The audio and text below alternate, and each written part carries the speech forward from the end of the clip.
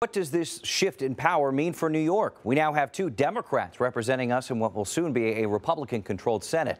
Will they be able to get anything done?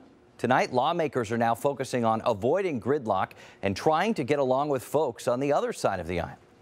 Good afternoon, everybody. For once, the president and GOP politicians seem to agree on something. Obviously, Republicans had a good night. Voters knocked Democrats out of power in the Senate and served at least 7 more seats to Republicans. So what happens now?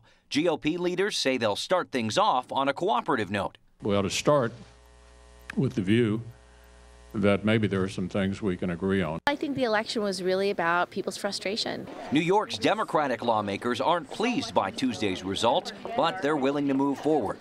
In Amsterdam today, Senator Kirsten Gillibrand told me she's no stranger to playing nice with Republicans. You know, I've always worked across party lines. Every bill I've ever passed, I've been able to do it with strong Republican support. What about funding for projects here in New York State? Gillibrand thinks that's a non-issue. There are no earmarks anymore. Almost all budgeting is a question of priorities in terms of what you're advocating for in the federal budget. We will still complete a federal budget. Make no mistake, Republicans have the power, and they've already announced they'll push their agenda. I think that there'll be a quickened pace on some things, and there'll still be a very deliberate pace on others. But at least for now, the focus is on getting along and getting Washington running smoothly once again. We can come together. You know, there is a spot, we've already shown it. On any number of issues, we've already done that over the last 4 years, and we need to, I think, increase our efforts to find that common ground because there is much to be done.